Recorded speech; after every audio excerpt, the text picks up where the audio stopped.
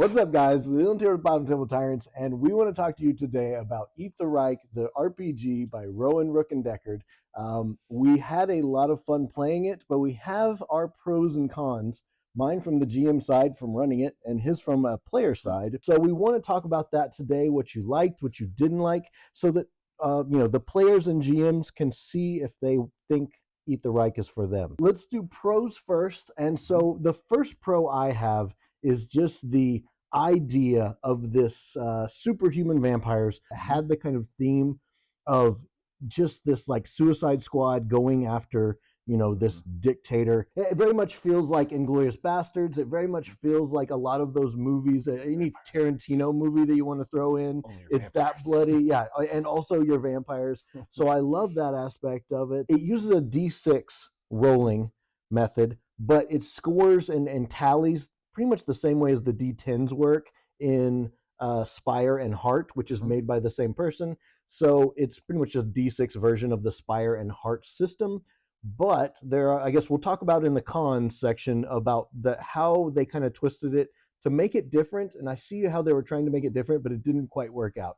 So that's one of my main pros. What do you got, Jesse? Probably the biggest pro is just because, and I forgot, did you make those handouts, or did those kind of come with for the character sheets? All those character sheets came with it, except for Nobles was a new character that I had created for the Japanese adventure. So with the colors and everything, that all just came with it? Yeah, that was like that. So the illustrated characters were phenomenal. It instantly gets you right where you want to be as a player, because you're looking at it, you can really feel the theme. It's this real pulpy, the art is phenomenal. I can't say enough about that. Just the and with the setting, and like what you said with the Suicide Squad feel to it, you're getting a very unique character in a very fun, unique setting. To me, it felt a lot also like a little bit of like Hellboy vibes too. Yep. With just that very dark, like sinister force moving behind the scenes, and you're basically what bumps back. Yep. Which is, like I said, is a blast. That probably was one of my favorite things. Just how instantly it pulls you in. And you did a great job with the theme and everything else, and just really keeping that concentrated and focused. The system we'll talk about later. But what I also really loved was the kind of evolution of your character. You got 3 pretty distinct uses that you could kind of either get to in the game or get to later on, I guess, if you did like a campaign or something like that.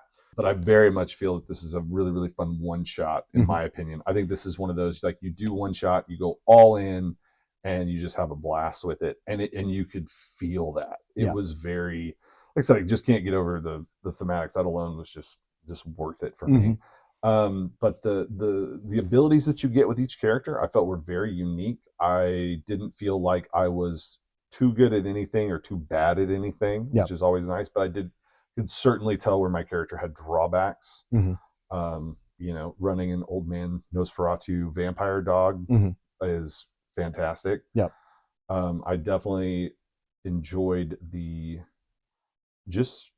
overall flow of how it went from, you have your setting that you introduce us to, then you have your character selection, and then you're into the action instantly. And it's, if you ever played stuff like Feng Shui or there's a few other games in that kind of vein where it's just a nonstop action sequence. In fact, I would say honestly that system might be overall better for it. Possibly. Just because just the way everything just ramps up, you're just constantly getting more. And what that lends to, at least in our game, was something that I love, is when we had moments at the table where Josh's character wrecked the car and we all sat in there, and it was that felt like Suicide Squad in that moment. Those are the real role-playing moments, at least that I enjoy. Like those little things that just make all that verisimilitude, all that, everything coalesce. And, we've destroyed this car and murdered a bunch of people at this point. None of that's important. What's important is Josh just wrecked the car. And then he did it again. And and then we did the exact same bit again. And anytime you can have a one shot with a bit that recurs like that, any system or setting that lends to that, I'm fully supportive. So 2 thumbs up. Just to let you guys know of how we ran ours, we didn't do ours in the go get Hitler type of way. We actually went for Emperor Hirohito in Japan because I wanted to change it up. We are running this at Adepticon coming up, so our Joseph, one of our other tyrants, will be running that. So he'll be running the actual main mission that comes with the book. Like I said, I made some extra characters, and I will throw all that character art that he's talking about up as he's talking about it, and I'll throw up some of the extra characters as well that we created. And I kind of added theme to them in the same similar style. I tried to use the same type of like comedy of like describing the characters on those characters. So hopefully that comes through. What they use is a challenge system. So it kind of moves from scene to scene, and there's a challenge dice that slowly ticks down.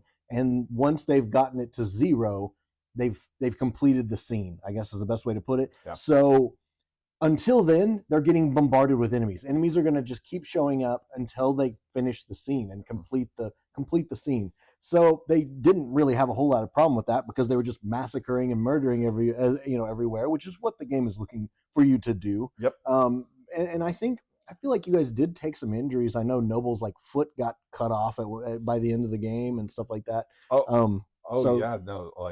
Me and him both did, and that was actually one of the really interesting things about the blood system. So instead of just hit points, they literally give you like things happening to you that you're going to now have to role play with, I guess, which is a great way to do it. Yeah, absolutely love that.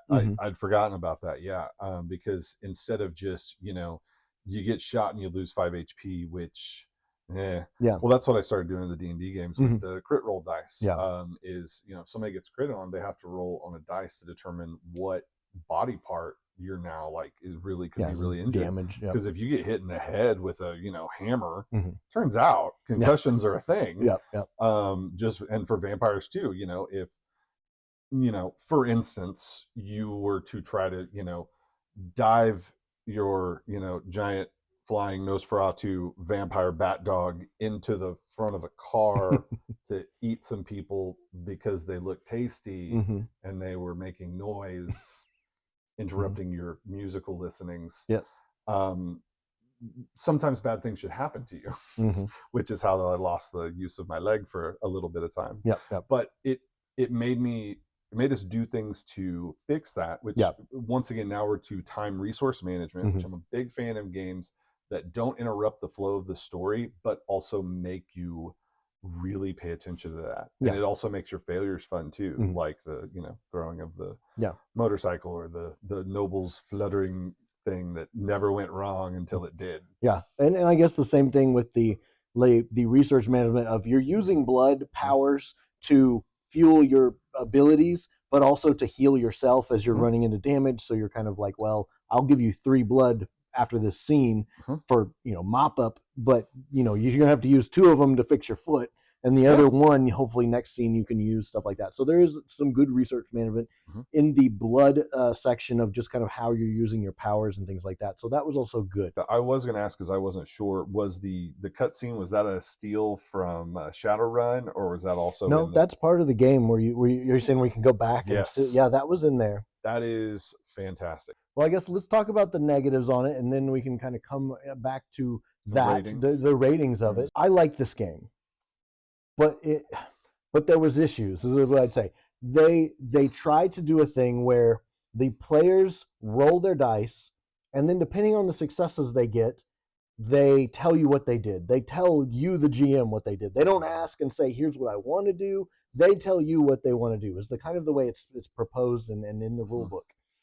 Problem is, they don't, a lot of times, I guess the main thing we ran into is you were like, I don't know what I'm supposed to roll starting out. Like, do I need to roll brawl? Do I need to, so they would have to ask me, they'd have to tell me, here's what I want to do. I would tell them what dice to roll, then they would roll them, and then they were supposed to kind of retroactively go back and tell me what they want to do now, except for I didn't know at this point. So it was kind of just became duplicate. And it was, the system didn't work great, mainly because the players didn't know what to roll initially, so that then they could tell me what they were going to do. They tried to kind of reverse the system of, instead of telling the GM what they want to do, you tell them what to roll to do that, and if they're successful, they do that. Mhm. Instead, it's they roll, Mhm. they tell you what you're going to do, Mhm. and then you kind of maneuver the enemies around what they're doing, and so the GM really is not supposed to take a whole lot of big part of this. From my reading of the rule book, they're really just supposed to like pump Yeah. enemies at you, and if the enemies survive a round to be able to hit back, they will hit back. Mhm. But I'm pretty sure you guys roll for that in that instance too. Like rarely do I'm not supposed to roll a whole lot. No, which I love. I've been kind of instituting that for a long time, and Yeah. most of my because it gives. I'm all about giving more powers to the players Mhm. because most of the time I'm GM, not so much player anymore. This was great because I wasn't player. Yeah. I kind of saw what the goal was there. In my opinion, I think I saw what the goal, Yeah. and I think the goal was instead of having to change what you wanted to do and getting the feels bad by getting a bad dice roll, Mhm. they were trying to say, well, let's do away with, at least this is what my Yeah. interpretation No, was. that makes sense. I haven't even Like, thought about it like that. well, yeah, and that's so. Turns out these guys like it felt very much like I saw what they were trying to, at least in my opinion. Yeah. I'm guessing. Yeah. I don't No, know. It felt like they were trying to do something where instead of getting those feels bad from a missed dice roll, it was okay. We're gonna roll the dice first, and then you can kind of say based on that what I want you to do. Well, here's my problems with that. Mhm. One, it's going to mitigate your creativity and you're still, I tried it, I still got the feels bads. Yeah. So it turns out you're still going to get those and that's okay. Yeah. I would rather, because we about halfway through the game, Just gotta give up on it. to Yeah. your credit, you tried for a solid hour and a half to Yeah. keep me Yeah. and Noble in line, and Mhm. it just wasn't happening. Yep. Yep. And I did. I desperately tried. My brain refused to. I tried, and I would sit there, and I would be like, I'm one of those people that I don't really have a filter. That's just kind of how my brain works. And so you're getting a stream of consciousness. And what happens when you try to make me think of the thing I want to do Yeah. and then roll for it is by the time the roll's done, I've already forgotten half the things that I want Yeah. to Yeah. do. Yeah. And so instead of, you know, me trying to do that thing and then failing miserably or succeeding greatly, I end up trying to be like, well, what do I do now? And how are we going to do this? And Mhm. it caused more, it felt like it caused more confusion and misinterpretation and just overall it took me out of the game. Yeah. And anything that takes me out of the game, anything that when I really got a lot of invested and I can see kind of us riding around murdering people as vampires because they deserve it. It kind of just that's what gives me the real feels bad Mhm. because now instead of having fun with it and being an RPG and being more trying to be as close to a vampire bat dog that's obsessed with music, I'm having to concentrate more on okay, what do I need to be rolling on, and then how am I going to explain that, and then what if it goes wrong, and then by that point I'm like, what am I doing again? Yeah. I guess where I want to jump in there is the challenge system. Every scene has like a challenge and it Mhm. was like cross the bridge Yeah. or get into cover. Like Mhm. you guys first started in the street, and I was like, Yep. you guys need to get out of the street and get into a building and hide because they know that you guys just dropped in. We didn't So do that. yeah, so I guess I feel like I almost should have had like a big sign, like a big something written on some paper of like what the challenge was for this scene, so you guys could stay on it because you guys while you were going and killing things that which Mhm. was great, and you guys were ticking down the challenge meter by doing Sure. that. But I was like, but you're not doing the challenge, so it Oh, was kind of like a weird. I was like, crap. What happens when it ticks down to 0 and they still are standing in the street when the challenge thing should push them to get into the building, get into cover I like they're totally supposed to. I 100% thought you were going to do like an air raid, like spotlights were going to come Hmm. out, and then we were going to have to like figure out, like now all of a sudden it's like, okay, you guys didn't do the thing. Yeah. Now all the bad things are going to happen. Yeah. And then I guess the answer is yes. I was trying to figure out a way to bait you guys. Like if anything, I literally would like, okay, now the enemies are in the buildings that you guys are supposed to go into. So it Yeah, was and I like was I just like, would yeah, snack time, sure. yeah, so I would try and like lure you with enemies into across the bridge or Yeah. so in a way I got you to do the things I wanted by using enemies that you guys wanted to kill as the bait. But Mm-hmm. at the same time, I almost feel like I should have put on like had a strips of paper and been like written real big, like here's your mission. Don't forget it. Otherwise, really bad things happen. So that again, in hindsight, that's a great idea. All the police show up all of a sudden, Yeah. and something, if you don't complete the mission by the time it ticks down to zero, even though you guys were doing great and ticking it down to zero, something bad happens if you haven't done the thing. So that's a good way to do it. And also, I guess, of course, I didn't think of it that way during the game. But so that was a weird oddity that made me kind of have to think outside the box and be like, okay, they seem to like killing the bad guys. Let's just put bad guys at the end of the bridge. That way they'll go over to the end of the bridge like they're supposed to. So not so much. I will say this is a little bit under a con too, and it was something I was going to. I don't think this game is for beginner GMs. Sorry. Mm-hmm.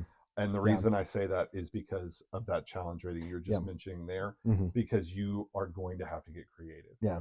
I did not feel, and I wasn't even trying to be that guy, I did not feel in any way, shape, or form that my guy did not care about hiding. It just was not important to him. Yeah. And like I said, it's to the creators, to their credit, to get me to feel something like that in less than 5 minutes is amazing.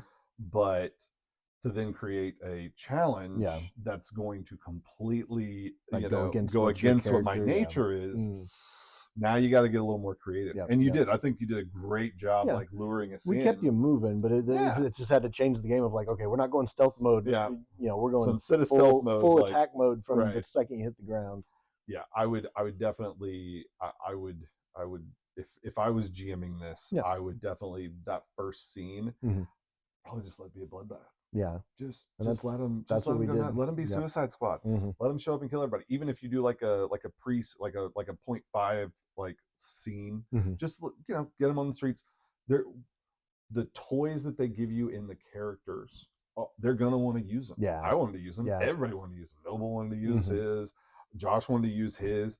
So just give them an opportunity to kind of hash that out with a bunch of bad dudes and let them kind of get familiar with their roles and stuff like that. Yeah.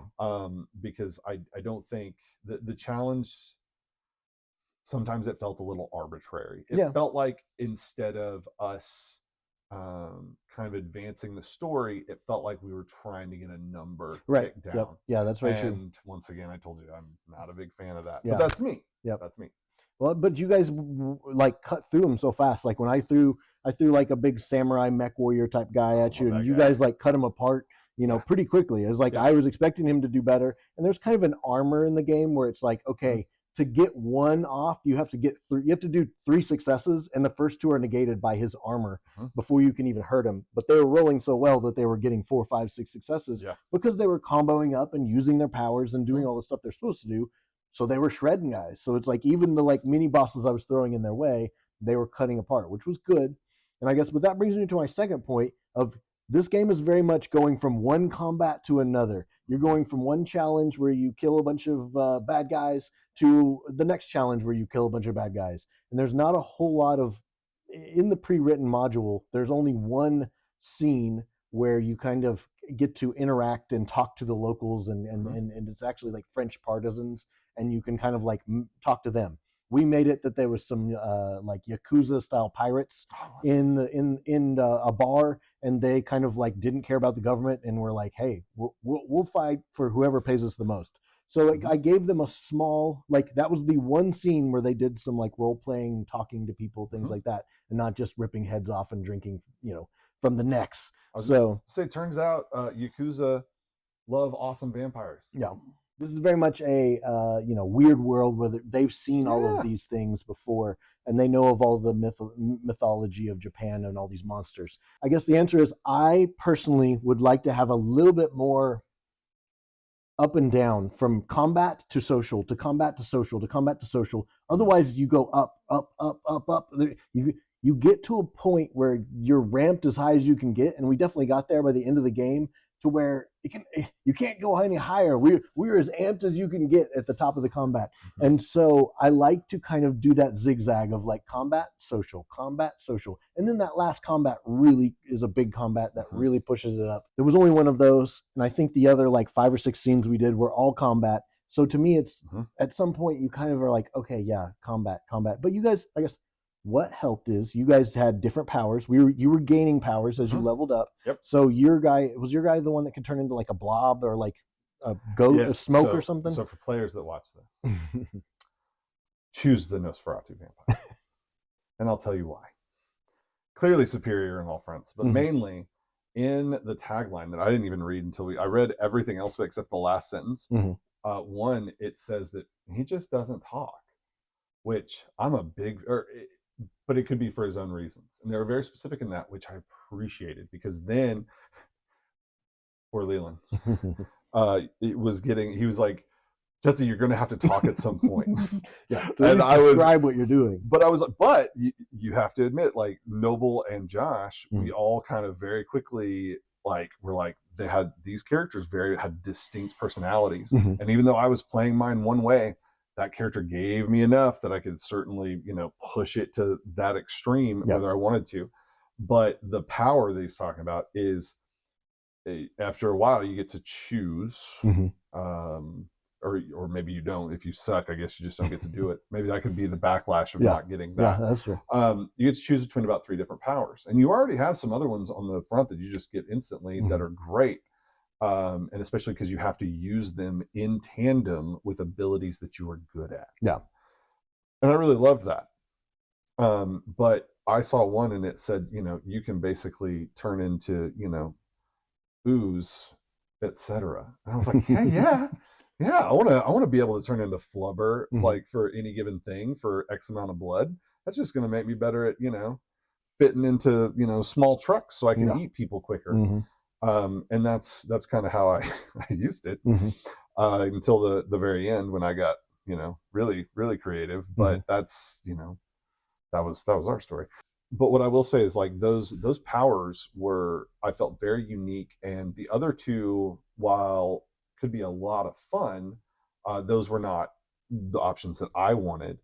But for somebody else, like, I think like you would have probably had more fun with like the skeleton body or more damage or whatever, and that's just based on personality type. And I think it's a very much a, I know we're in the cons list, that's very much a point in their favor though, even though I think I've already mentioned it. But the characters are great. Going back to what you were talking about with the scene to scene to scene, I agree that going from scene to scene to scene and just the straight up action can be a little monotonous. I very much appreciated our bar scene. Yeah. I think maybe if it was me running it, what I would have probably done is, if we would have gotten in, I would have put, like, instead of like a challenge there, I would have put, and this is why I don't think the challenges are that great, because I don't think it lends itself to creativity on your side or my side.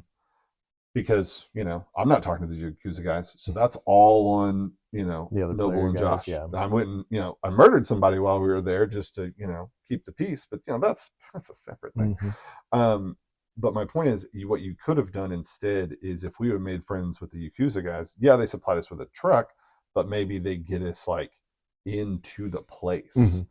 And then, if we don't keep the peace with the Emperor and all that stuff, maybe stuff just goes horribly, horribly wrong. And then we get the big battle scene. But now we're like sneaking past all the guards and we're doing it. Let's call that the sneaky route. Like you did good on your social interactions. Here's your bonus for that. Or maybe things don't go so well, and there's like that medium where they give us a truck, but they tell us to get on our way. And then the other side of it is, we did horrible. Now the Yakuza is going to go warn them, so it's going to be even harder to finish the final boss, so to speak. Players, we were very happy about it, but I can definitely see from a GM perspective how it felt like you're just doing action all the time. And once again, I understand that it's a two-way street. Like, you need to be having fun with it, and if you're not having fun with the social interactions and you want more of that, like, you can always be creative. Even though you're surrounded by enemies, there could be spies in the area. There could be some sort of like turncoat enemy that have decided to join you because they see that it's not going great, all kinds of stuff like that, which is what Noble's character technically was.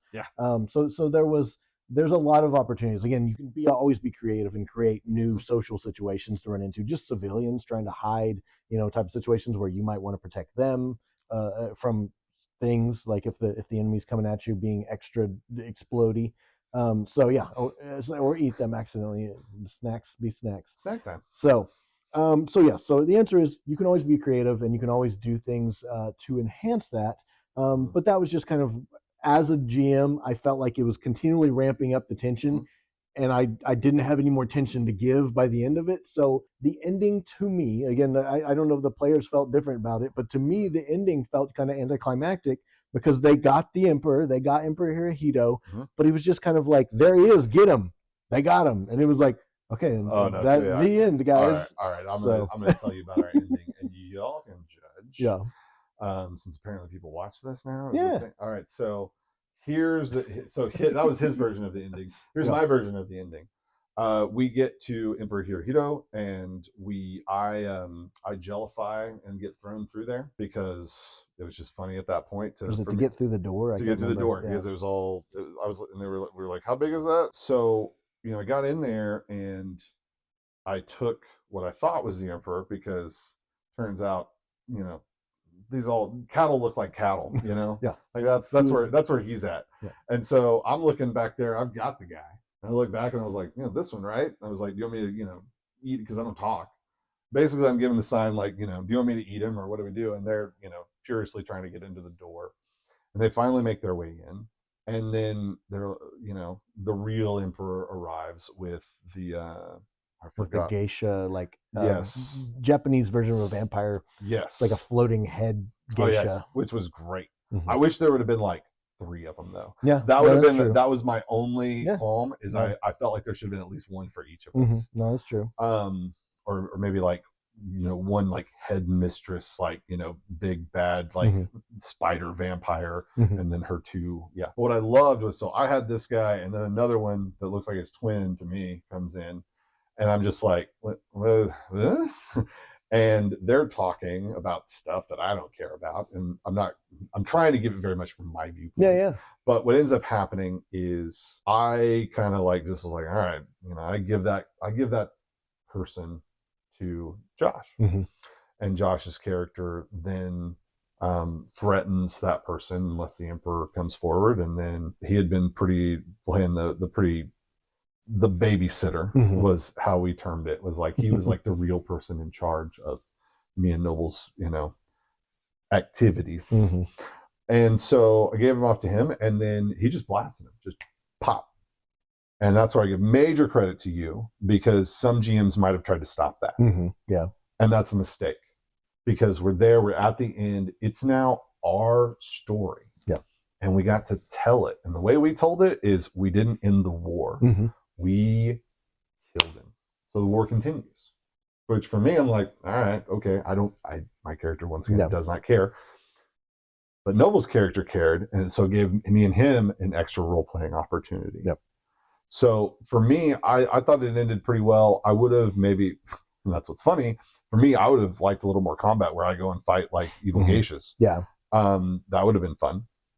But that's just not the ending of how it happens. And I really liked the epilogue too. I thought the epilogue worked really well with what, because it was either, you either survive or you don't, or the Emperor survives or you don't, and then you go through the epilogue, and I thought that was great. And I would highly, highly suggest letting your players decide their fate and don't do a whole lot of dice rolls, which you didn't. You're kind of just like, you're shooting him, and John was like, yeah. And he was like, all right, that's it then. Yeah, you got to roll, man. He's point blank. He's dead. Yeah, and just so all the watchers, I guess they were supposed to get him to do a surrender message first, so that they could play that. Yeah, so that that one, so that they could play that for all the samurai warriors out there to make sure that they heard their Emperor tell them to surrender. Otherwise, they would fight to the death, and the war would continue, and they'd have to assault the island of Japan. And so, in this instance, alternate history took place, and a war. The war continued to go. They did not give up. They did not surrender that night, as what historically happened. Instead, they had to assault the island and go through the bloody attack on Japan, and just root out all of these samurai warriors that had decided not to surrender. So let me get this straight. So more blood, death, and chaos. Yeah. Goes great for a vampire. I had a great time. Yeah. I thought the game was a blast through and through. I thought the pacing was good. The bar being about 2/3 of the way through for me worked great. Like I said, for me, the only social interaction maybe I would have enjoyed is maybe one more like either good guy or turncoat, depending on maybe how we treat that person, or vampire. Yeah. But that would have been it. Like, I don't really have a whole lot of notes. I think, and besides the maybe a little more combat at the end. Mm-hmm. That was it. Like I had a blast. Like, you know, we kind of took two different routes to get to the final room, and we separated, and it was, you know, we were all kind of like, oh, what's going to happen? And Yeah. it was a blast. I limited myself to 4 hours, which is what I'm going to usually run at pretty much any convention game. So we didn't we could have stayed up another hour and continued to Sure. play because we weren't, you know, at a convention. We were just out at a lake house having a good night. So the answer is we could have kept playing. I'm sure alcohol consumption probably would have like continued to degrade our evening, but that was we could have kept going. But I wanted to stop. I wanted to set myself a limit and stop at 4 hours. So we finished there and then into the game, and it kind of, again, it left it to be continued. Of like, well, we have follow-on story if we ever wanted to continue this, if we want, you know, another session or something like that. Before I give my rating again, like the system is you're gonna need to change it.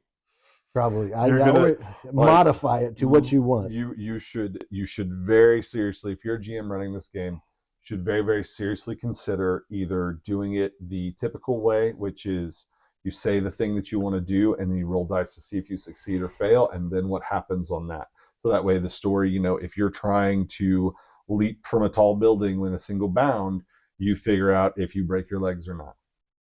And that's okay. That's part of the fun storytelling package. I did not feel like that. I feel like we talked a little bit about it, but just to cap that off, change the system and give. We talked. Me and Noble both talked about this. Give your let your players earn, or either give them or something. Maybe if they complete a one of the acts, because you broke it up into 3 acts really well too. By the way, if they do something really well, then give them like a token of where they can just auto succeed. If they'd save that for the very end, they do it. But then they just get to describe the thing they want to do. They've earned it. They burn that token, and maybe the GM might earn them too if they take too long. Maybe if we don't do the thing we're supposed to do at all, you're like, hey, you didn't do the thing, so nothing bad happens, but I'm going to get 2 tokens from that. Yeah. Or like, you know, because one of you did it and the other 2 didn't, I get 2 tokens. Right. Because there were 3 players. I would say doing those 2 things would immensely improve the system. I have no problems with the D6s. I have no problem with, I love the blood system. I love the characters, and I love how you advance through the story. I do not love the system as it stands. I think it maybe like I said, that was our first playthrough, but I don't see it changing really. Yeah. So you know what I mean? I would say as a Rowan Rook and Deckard, if you've read the Heart book, Spire is great. Heart takes all the great part of Spire and makes it even better. So to me, run it like Heart is what I would say. Run it like Heart, use it like Heart, and that would fix pretty much everything that the way I would want to run it is to do it that way. So would be my advice to those who may know their products better, then run it like Heart, which is pretty much what you just described. For 1, maybe 2 sessions, I would probably say 1 just good 3-4 hour session tops.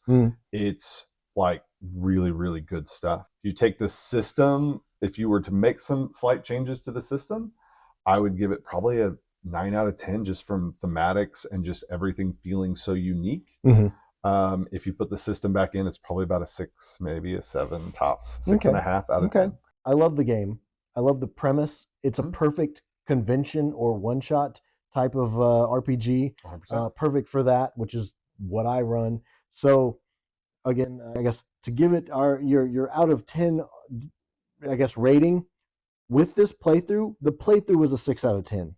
Next time we play it with the modifications I'm going to make to it, I bet it'll be an 8 or a 9 out of 10. So it's like it's going to get better now that I've run through it once and kind of figured out what I need to change to run it best for me. Now, again, somebody else might pick this up and have a great group that can totally run it exactly how it's supposed to be run. I just don't think that's going to happen on the first try, and I think you're going to be pretty lucky to be able to pull it off that way. And that's really what we're talking about, though. Like some games, there's so much out there now that if you're in a group where you've dove this deep into the waters, you want it to be fun the first time, or what's going to happen, nobody's going to want to play it again. And luckily, like, you know, the group that you had, we're experienced enough to go, okay, here's the change. Here's my notes. Yes, yeah. We can change this and have it even better next time. Right, but not every player, not a lot of players are going to want to do that. They're just going to want to sit down and have a good time. Yep. And I think this game does a 100%. I agree with you. Yeah, it's the playthrough probably about a 6 out of 10 with the system as is, with some minor tweaks on the GM's perspective, and that's where I was like, I agree with you with the Heart and Spire system, like just so good. But if you wanted to keep it really simple for yourself and your players, I would just, like I said, make a few minor tweaks there. Be like, just do it like normal. Tell me what you want to do. Roll your dice. We'll see how you do. Here's a couple of coins for being awesome. Here's a couple of bad coins for me being awesome, or you kind of not being, you didn't do the thing. Yeah. Sorry. Well, and that's action consequence. It once again, everything just makes it better. Yep. If we were to play this again with some minor changes, yeah, easily an 8 or a 9. And we will. All right, guys. If you guys like what you see and you want more reviews like this, please like and subscribe, and then put any comments if you have any on what you got. We give this a big thumbs up, and thank you, Jesse, for joining us. We're running Adepticon coming up in March. You guys, if you want to get on and sign up, we got a bunch of games. I'll throw it up on the screen here of all the stuff we're running. So please jump in and sign up. We'd like to have you at our tables. All right, that's what we got for today. We love you. Leland and Jesse out.